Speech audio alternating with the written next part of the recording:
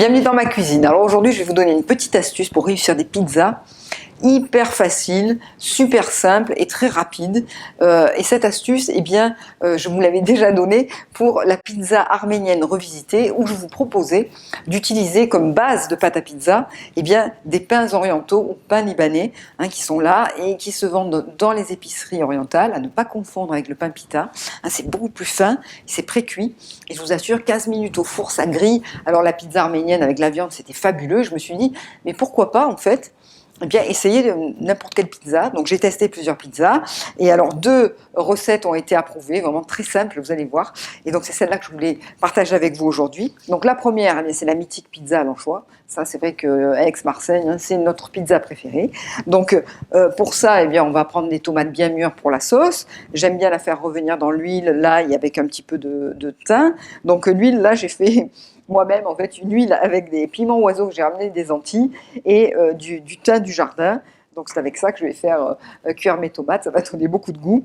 Et donc pour le thym, c'est vrai que je voulais vous dire aujourd'hui, si vous avez la possibilité, même si vous avez un petit balcon, de mettre dans quelques pots des herbes aromatiques, thym, romarin, de la menthe, du basilic, de la ciboulette. C'est tellement meilleur quand on coupe le thym comme ça, fraîchement, il parfume tous nos plats. Là, vous voyez, j'ai même du thym cette année, du thym citron, et qui est en fleurs. Là, en plus, c'est joli parce qu'on peut décorer la cuisine avec.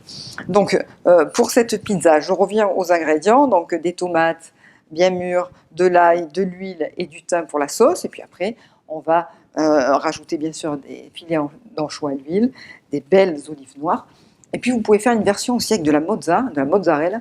Alors pas de la mozzarella un peu crémeuse qui se vend dans l'eau, dans les petits sachets, ou de la mozzarella des bufala, mais une mozzarella qui se fabrique d'ailleurs par la famille Castellano. Alors allez voir sur internet, Castellano, ils sont près d'Aix et ils fabriquent un produit vraiment exceptionnel, artisanal, au lait cru.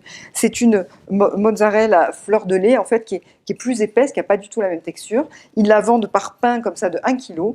J'en ai trouvé à Intermarché à Venelle et je l'ai acheté à la coupe et c'est génial pour faire les pizzas. Voilà, deuxième pizza, la pizza à la courgette et au pesto, une pizza verte.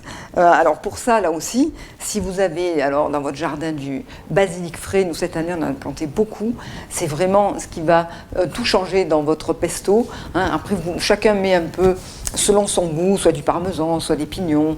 Moi j'aime bien mettre un peu de tahine ou purée de sésame pour apporter un peu ce crémeux dans le pesto. Mais l'essentiel, c'est l'huile d'olive, un peu d'ail et puis ce basilic. Le basilic d'ailleurs, ne faites pas comme moi, vous voyez, il y a des petites, si vous en avez qui poussent, quand vous voyez que des fleurs commencent à pousser au sommet de chaque tige, il faut les enlever pour permettre au basilic de s'épanouir.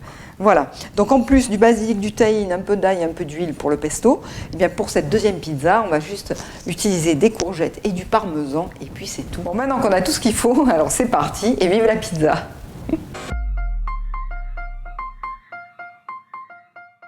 Pour la première pizza, donc la pizza à l'anchois, on va commencer par la sauce. Donc cette sauce tomate, c'est tout simple. Je fais revenir dans l'huile des tomates bien mûres que j'ai mixées en purée épaisse, mais du sel, un peu de sucre, toujours là c'est du sucre complet pour complètement enlever l'acidité des tomates. Donc je fais infuser mes gousses d'ail ainsi que le thym frais, comme ça. Et ça va cuire à peu près une demi-heure pour que l'eau s'évapore bien. Donc vous ne couvrez pas. Et puis quand on arrive à écraser l'ail comme ça sous la cuillère en bois, on voit que la sauce est bien concentrée, elle est parfaite pour napper des pizzas. Donc on prend notre base de pizza dans ces fameux pains libanais ou pains orientaux.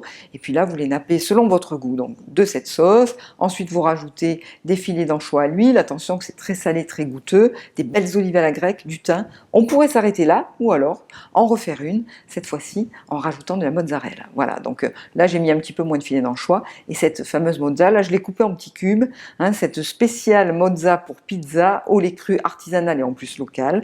Et puis ensuite on rajoute des belles olives noires, le thym et voilà notre deuxième version de la pizza à l'anchois.